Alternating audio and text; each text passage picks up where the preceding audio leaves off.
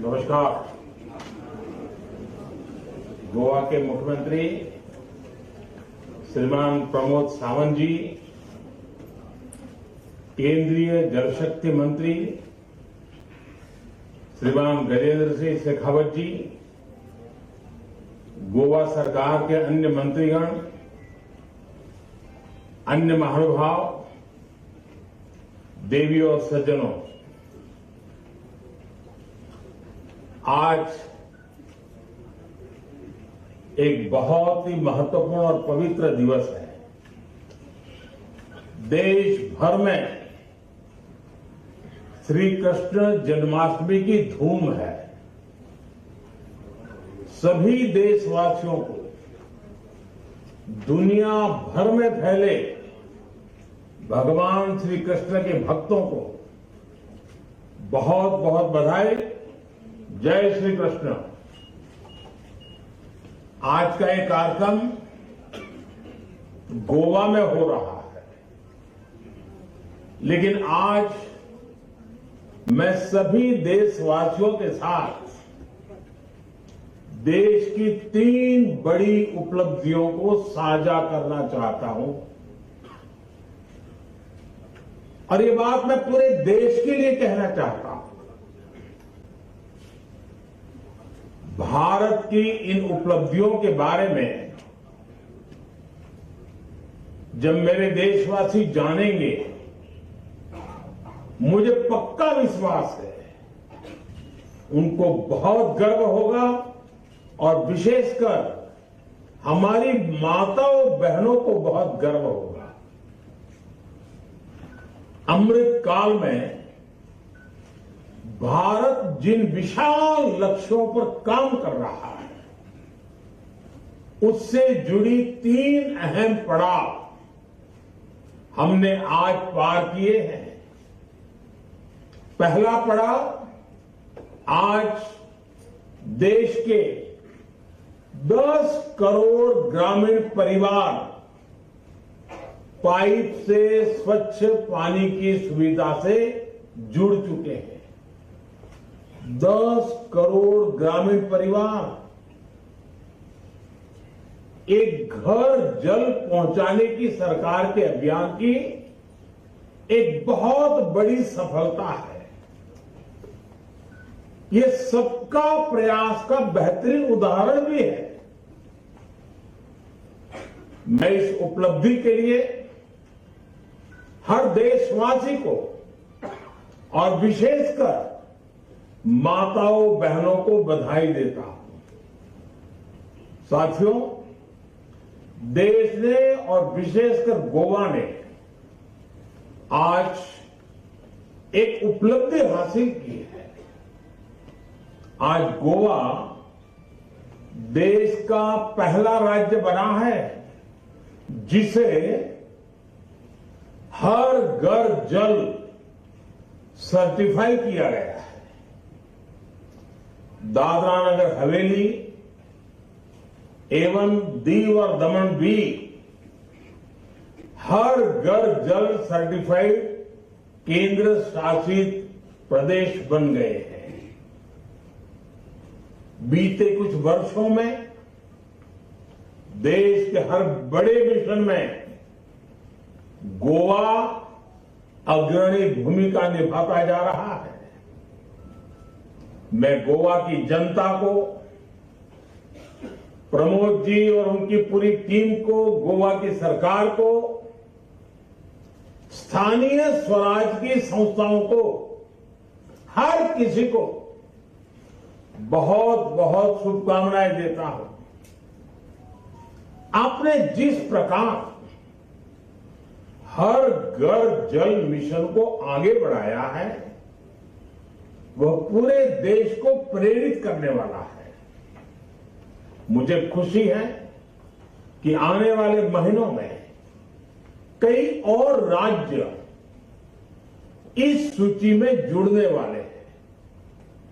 साथियों, देश की तीसरी उपलब्धि स्वच्छ भारत अभियान से जुड़ी है। कुछ साल पहले सभी देशवासियों के प्रयासों से देश खुले में शौच से मुक्त घोषित हुआ था। इसके बाद हमने संकल्प लिया था कि गांवों को ओडीएफ प्लस बनाएंगे, यानी community toilets, plastic waste management, grey water management, Govardhan projects, ऐसी सुविधाएं विकसित की जाएगी। इसको लेकर भी देश ने अहम माइलस्टोन हासिल किया है। अब देश के अलग अलग राज्यों के 1 लाख से ज्यादा गांव ओडीएफ प्लस हो चुके हैं। इन तीनों अहम पड़ाव को पार करने वाली सभी राज्यों को, सभी गांवों को हम जितनी बधाई दें उतनी कम है।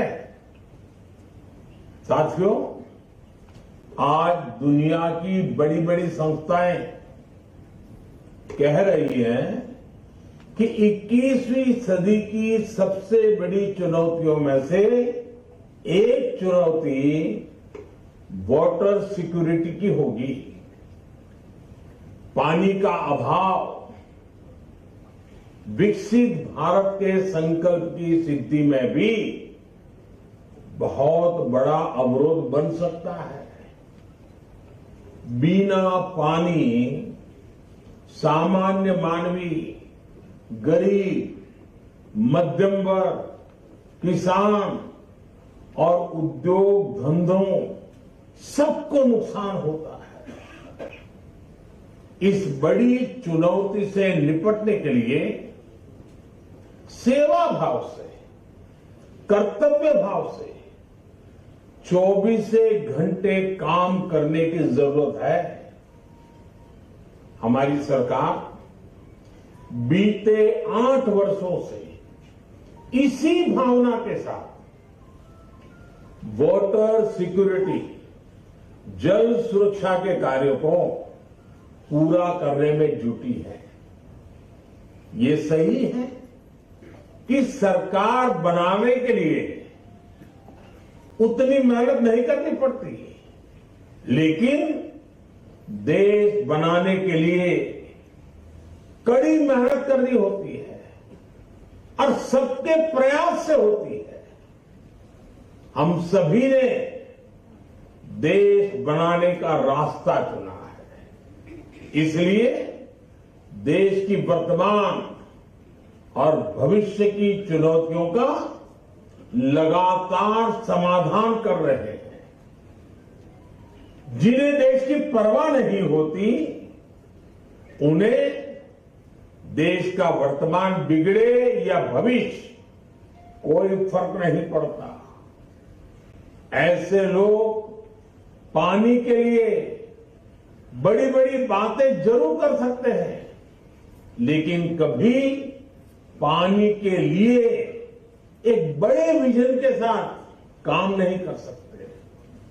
साथियों, आजादी के अमृत काल में वाटर सिक्योरिटी, जल सुरक्षा भारत की प्रगति के सामने चुनौती न बने, इसके लिए बीते 8 वर्षों से जल सुरक्षा पर विशेष बल दिया गया है। कैच द रेन हो, अटल भूजल योजना हो, देश के हर जिले में 75 अमृत सरोवरों का निर्माण हो, नदियों को जोड़ना हो, या फिर जल जीवन मिशन, इन सबका लक्ष्य है देश के जन जन को जल सुरक्षा। कुछ दिन पहले ही एक खबर आई है कि भारत में अब रामसर साइट्स यानी वेटलैंड्स की संख्या भी बढ़कर 75 हो गई है। इनमें से भी 50 साइट्स पिछले 8 वर्षों में ही जोड़ी गई है। यानी वाटर सिक्योरिटी के लिए भारत चौतरफा प्रयास कर रहा है और इसके हर दिशा में नतीजे भी मिल रहे हैं। साथियों, पानी और पर्यावरण के प्रति यही प्रतिबद्धता जल जीवन मिशन के 10 करोड़ के पड़ाव में भी झलकती है। अमृत काल की इससे बेहतर शुरुआत नहीं हो सकती है। सिर्फ 3 साल के भीतर जल जीवन मिशन के तहत 7 करोड़ ग्रामीण परिवारों को पाइप के पानी की सुविधा से जोड़ा गया है। ये कोई सामान्य उपलब्धि नहीं है। आजादी के 7 दशकों में देश के सिर्फ 3 करोड़ ग्रामीण परिवारों के पास ही पाइप से पानी की सुविधा उपलब्ध थी। देश में लगभग 16 करोड़ ग्रामीण परिवार ऐसे थे जिनको पानी के लिए बाहर के स्रोतों पर निर्भर रहना पड़ता था। गांव की इतनी बड़ी आबादी को हम इस मूल आवश्यकता के लिए संघर्ष करते नहीं छोड़ सकते थे। इसलिए 3 साल पहले मैंने लाल किले से घोषणा की थी कि हर घर पाइप से जल पहुंचाया जाएगा। नई सरकार बनने के बाद हमने जल शक्ति अलग मंत्रालय बना दिया।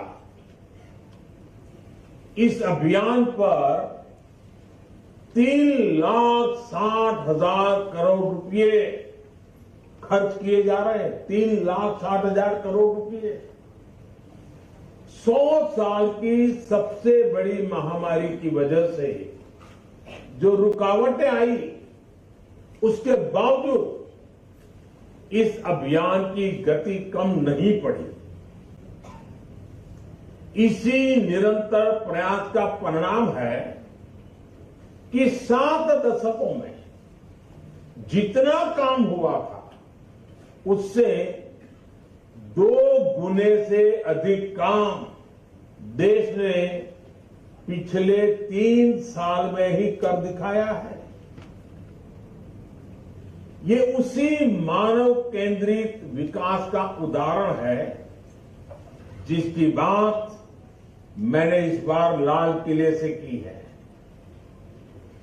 हर घर जल जब पहुंचता है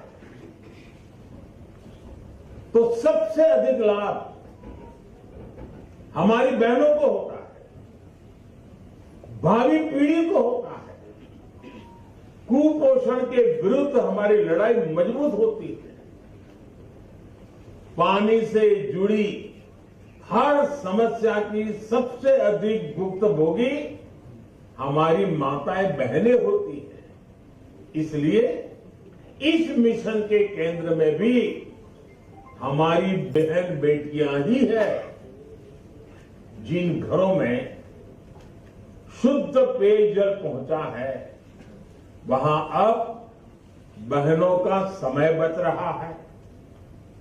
परिवार के बच्चों को दूषित जल की वजह से होने वाली बीमारियां भी कम हो रही है। साथियों, जल जीवन मिशन सच्चे लोकतंत्र का, पूज्य बापू ने जिस ग्राम स्वराज का सपना देखा था उसका भी उत्तम उदाहरण है। मुझे याद है जब मैं गुजरात में था तो कच्छ जिले में माताओं बहनों को पानी से जुड़े विकास कार्यों का दायित्व सौंपा गया था। ये प्रयोग इतना सफल रहा था कि इसे अंतर्राष्ट्रीय स्तर पर अवार्ड भी मिला था। आज यही प्रयोग जल जीवन मिशन की भी अहम प्रेरणा है। जल जीवन अभियान सिर्फ सरकारी स्कीम नहीं है, बल्कि समुदाय द्वारा समुदाय के लिए चलाई जा रही योजना है। साथियों, जल जीवन मिशन की सफलता की वजह उसके 4 मजबूत स्तंभ हैं। पहला, जन भागीदारी, पीपल्स पार्टिसिपेशन। दूसरा, साझेदारी, हर स्टेक होल्डर की पार्टनरशिप। तीसरा, राजनीतिक इच्छा शक्ति, पॉलिटिकल विल। और चौथा, संसाधनों का पूरा इस्तेमाल, ऑप्टिमम यूटिलाइजेशन ऑफ रिसोर्सेज।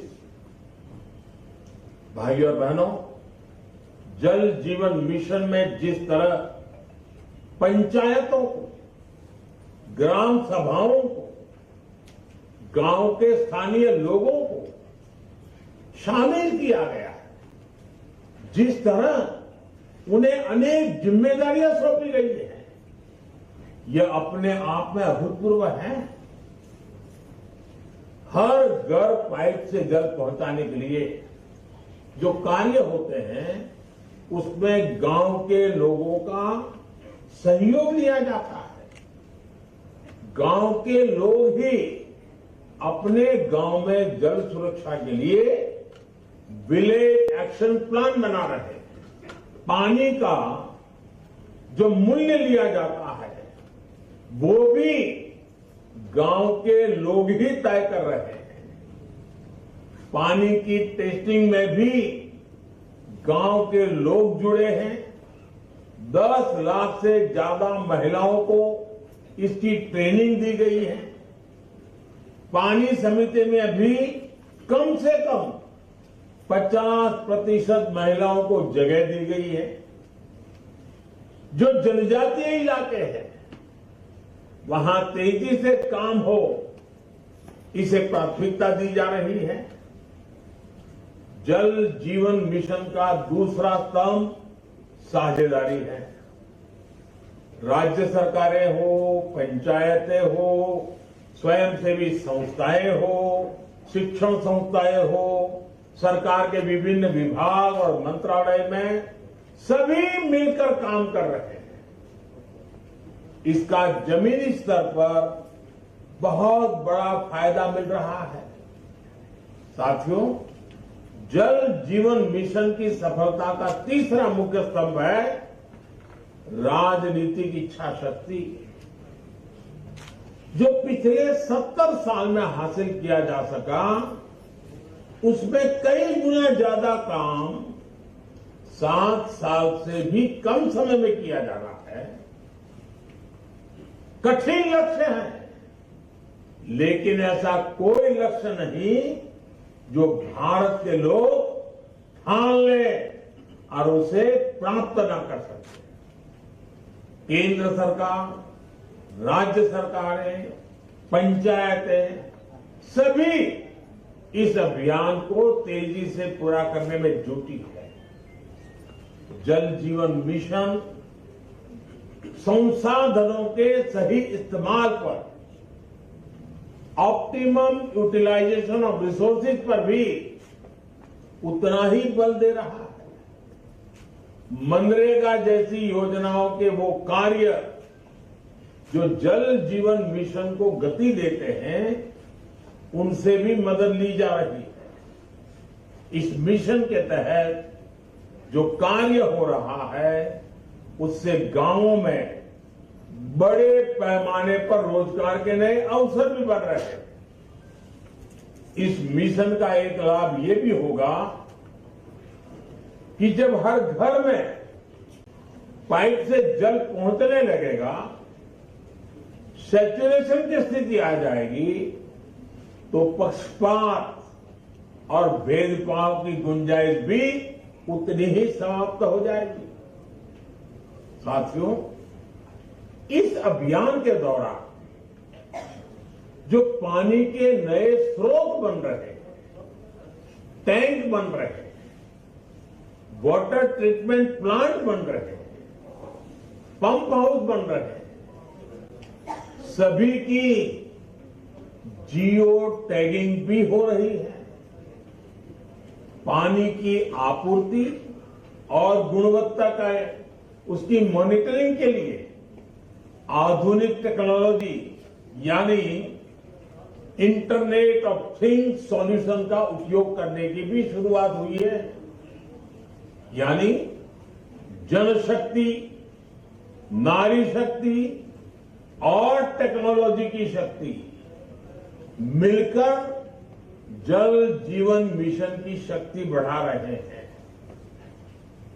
मुझे पूरा विश्वास है कि जिस प्रकार पूरा देश मेहनत कर रहा है, उससे हर घर जल का लक्ष्य हम अवश्य प्राप्त करेंगे। एक बार फिर गोवा को, गोवा सरकार को, गोवा के नागरिकों को इस शुभ अवसर पर और ये बड़ी सफलता पर बहुत बहुत बधाई देता हूं, बहुत बहुत शुभकामनाएं देता हूं और देशवासियों को भी विश्वास दिलाता हूं कि 3 साल पहले लाल किले से जो सपना देखा था, ग्राम पंचायत से लेकर के सभी संस्थानों की मदद से हम बहुत तेजी से उसको सफल होते देख रहे हैं। मैं फिर एक बार कृष्ण जन्माष्टमी की शुभकामनाएं देते हुए मेरी वाणी को विराम देता हूं। बहुत बहुत धन्यवाद।